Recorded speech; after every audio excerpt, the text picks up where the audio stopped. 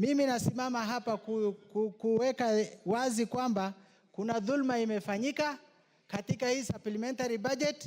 Lazima irekebishwe chini ya mwenyekiti ambaye amefanya hii mambo, Deputy Speaker wa hii bunge la kitaifa, Mheshimiwa Gladys Bosholei. Hiyo ni dhulma sana. Mr. Speaker, it is very unfortunate this country budgets for certain projects, advertises, procures, and awards contractors to go to site. But unfortunately, after the award, then the government of Kenya, the executive comes up with a supplementary budget proposal that again removes the same projects from the list of the supplementary budget.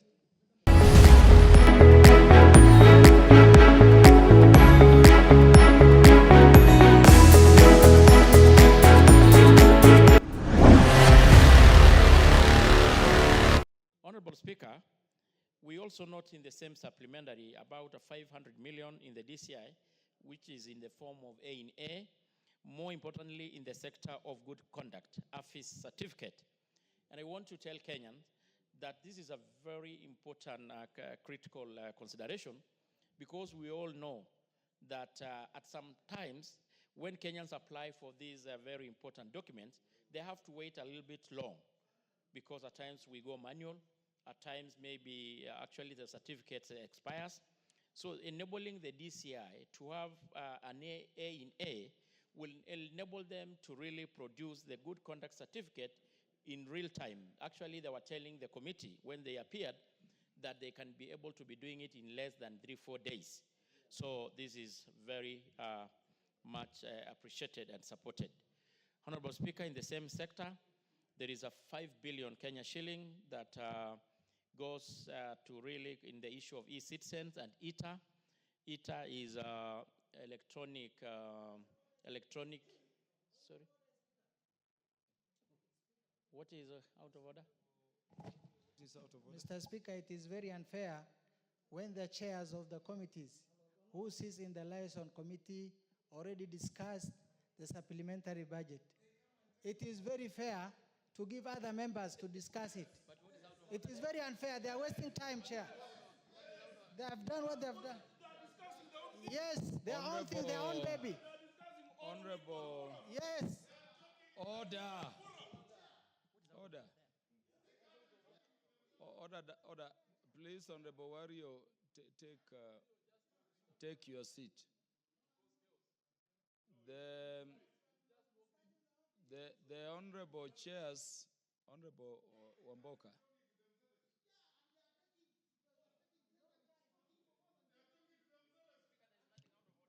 Order. Yeah, could you proceed, Honorable Tongoy? Thank you, Honorable Speaker, let us not raise points me. of order when it is not necessary to do so. No, get it. Sit down. Thank you, Speaker. All members have equal right to speak. And I'm giving members of parliament the opportunity to speak as members of parliament, not as chairs of committees. Proceed. Thank you. Kindly protect me, Speaker. Protect me, Speaker. Let me caution Honorable Wamboka. Honorable Wamboka, let me caution that the standing orders also speak to disorderly conduct when you unnecessarily raise points of orders. I want this debate to proceed. Yes, Honorable Tongoyo, proceed. I'm actually even about just to wind. I'm actually almost winding up, Honorable Speaker, and thank you for protecting me. Honorable Speaker, I want also to really appreciate there is, in the same budget, there is 6 billion, which goes for equalization. I know this is an extremely very deserving sector, and it also goes a long way to help. Honorable Speaker, as I complete, as I need actually to finish this, Honorable Speaker, you remember in the afternoon session, Honorable Speaker, there was a lot of question on the issue of operationalization of several gazetted units all over this country. And members from both divide were really on my neck on actually why the ministry is not operationalizing this unit. And in the same budget, Honorable Speaker, it's good to appreciate there is an allocation of about 280 million, which will enable us to operationalize a few units. though the sector still needs a lot of resources to have all of actually our gazetted units operationalized. So, Honorable Speaker, with this, I want to really support the motion, and want to say that it is really coming at the right time. Thank you, Honorable Speaker, and I support.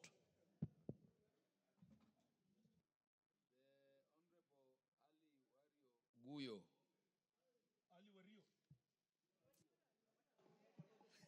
Thank you, Mr. Speaker. Mimi leo nafurahi kuongea hapa. Niko tayari nisiende kufuturu, lakini niongee chair. Kwa sababu leo ni siku ya Kiswahili, napenda kuongea kwa ile dhulma imefanyika kwa hii supplementary budget. Mr. Speaker, inasikitisha sana. Wakati bajeti ya Kenya inapangwa, kuna wale wa Kenya bora zaidi kuliko wa Kenya wengine. Wakati Tana River kuna shida ya maji. Kuna miradi ya maji zimetangazwa kupitia Ministry of Water chini ya Coast Water Development Works. Imetangazwa miradi ya maji kwa magazeti. Lakini wakati ya kutolewa tenda ama barua kwa wanakandarasi wanaambiwa hakuna pesa. Tukikuja kuangalia katika supplementary budget, imekuwa sisi wabunge wa sehemu hizo ni kusindikiza tu. Wakati wale wako na maji ndio wanawekewa pesa, sehemu ambayo wako na shida ya maji, tunafanya water tracking, kutumia mfuko zetu, gharama zote watu wetu wanateseka. Wamama wanakufa kwa visima ya kuchimba na mkono, wanyama wetu wanakufa kwa ukosefu wa maji. Bwana Speaker, ni dhulma kubwa sana. Kwa hivyo hii supplementary budget, zile miradi ambayo kwamba imetangazwa kwa magazeti hasa sehemu zetu, ni miradi ukiona Tana River mzima ni less than 50 million. How can you remove 50 million from a supplementary budget when the entire billions of shillings going to other parts of the country? Kwa hivyo Bwana Speaker, mimi nasimama hapa kuweka wazi kwamba kuna dhulma imefanyika katika hii supplementary budget. Lazima irekebishwe chini ya mwenyekiti ambaye amefanya hii mambo, Deputy Speaker wa hii bunge la kitaifa, Mheshimiwa Gladys Bosholei. Hiyo ni dhulma sana. Kwa hivyo Bwana Speaker, hiyo ndio imefanyika. Ile miradi ya Tana River ya maji yote irudishwe. Kuna miradi ya public participation. Bunge la kitaifa imeweka bilioni 2 kufanya public participation. Inafanya rotation county zote. Nimesikia katika hii bunge inakuwa bashed. Sisi ni afueni tumepata kupitia supplementary budget ambaye ni milioni 100 inawekwa miradi tofauti. Saa hii Mr. Speaker, hiyo yote imetolewa. Kwa hivyo sisi tunasema kama haki inatendeka nchi hii chini ya broad based government ambaye sisi tunaunga mkono, hizo miradi zote zirudishwe ili watu wa Tana River wapate haki zao. Pole sana Mr. Speaker, nilikuwa nimesimama kwa point of order kwa sababu I'm seeing on the motion some 3 billion approved to go through public participation. Is it the same thing? Chair, I think it is not the same thing. Okay. So Chair, mimi nasema hiyo pesa ambayo miradi ishatangazwa kwa magazeti, sheria imefuatwa na pesa ilikuwa kwa bajeti, chini ya hii supplementary budget imetolewa, hizo pesa irudishwe ili haki ipatikane. Kama hiyo haijafanyika, basi hiyo ni dhulma kubwa sana bunge la kitaifa imefanyia watu wa Tana River. Kwa hivyo yangu ndio hiyo. Asante sana Bwana Speaker. But Honorable Wario, why should some regions be entitled to billions of money simply because the Budget and Appropriations Committee chose to meet there? Doesn't it distort the national budget? Because just look, why should some regions get up to 2, I'm seeing up to 3 billion simply because the Budget and Appropriations Committee chose to go and meet there? Does it not distort budget, and what would be the legal anchorage for it? Mr. Speaker, hiyo sio budget committee imefanya. Hiyo ni mtu binafsi ambaye anatumia majina ya wale wadosi wakubwa wa Kenya hii. Sio budget committee imefanya. Budget committee imedhulumika, hakuna chochote inapata, kwa sababu sisi wengine unajua vile tumeingilia pande gani. Kwa hivyo mwenyekiti, hiyo ukienda kwa bajeti, nenda kwa bajeti hata ya barabara. Nenda uiangalie Tana River inapata ngapi. You made your point. Yes, Mr. Speaker. Kwa hivyo hiyo sio budget committee imeweka hiyo. Hiyo ni haki ya watu wa Tana River ambaye ni Wakenya kama Wakenya wengine. Na si Tana River peke yake, Mr. Speaker. Wakenya wengine wengi wanaumia sana kwa sababu ya hii dhulma ya kihistoria. Kwa hivyo tunasema hiyo pesa irudishwe ndio Wakenya wengi wapate haki yao. Asante sana. The Honorable Yusuf Mohamed.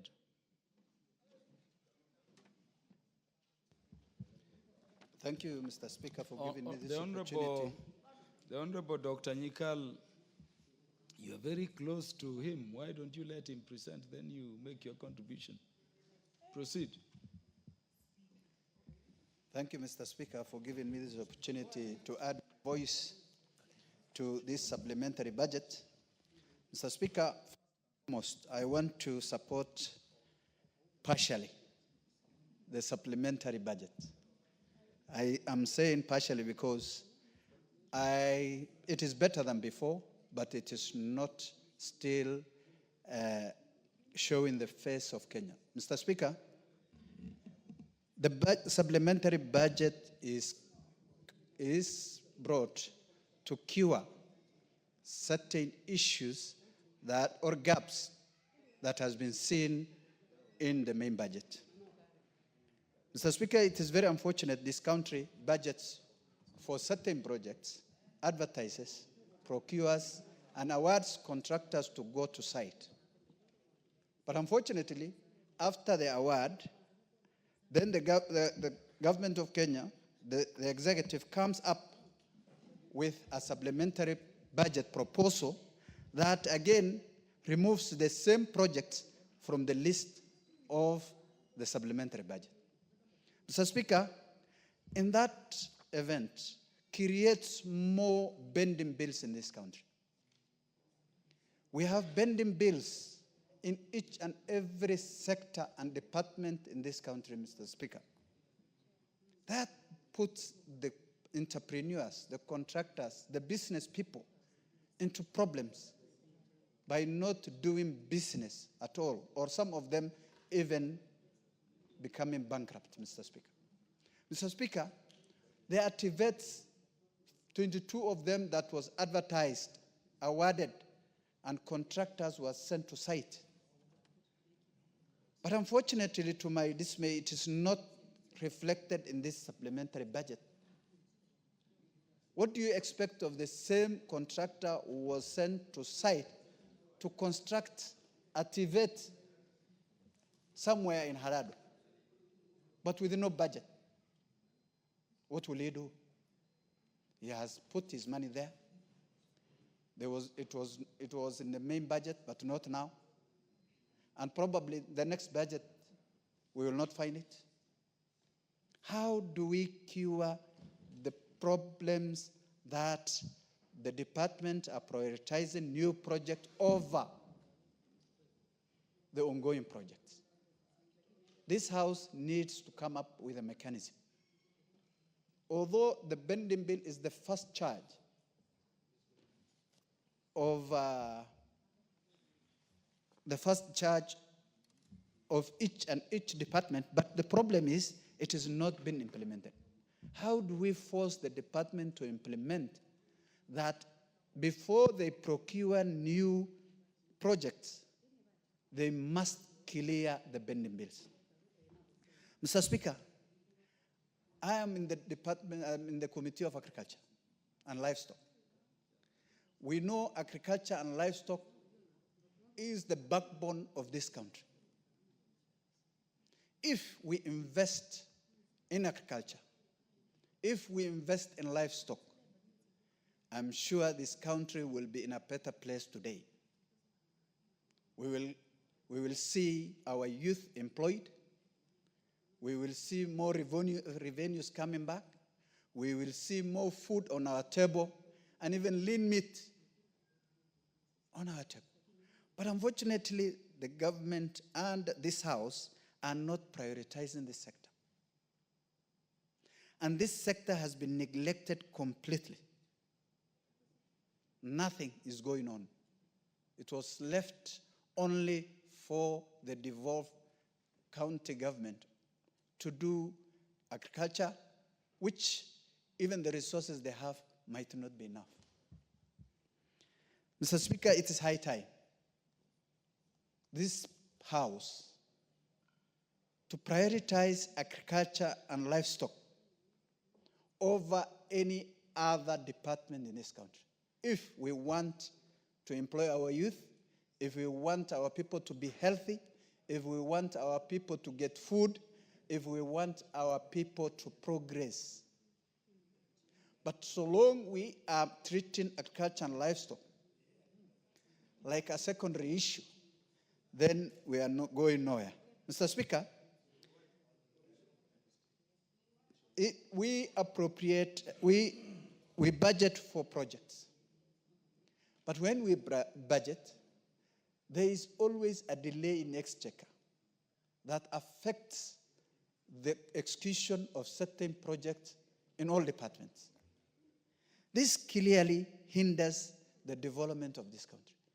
I want to speak to the Treasury Department headed by our brother CS Honorable Ndindi to fast-track the disbursement of all the projects that have been allocated money to, so that timely execution of programs are done.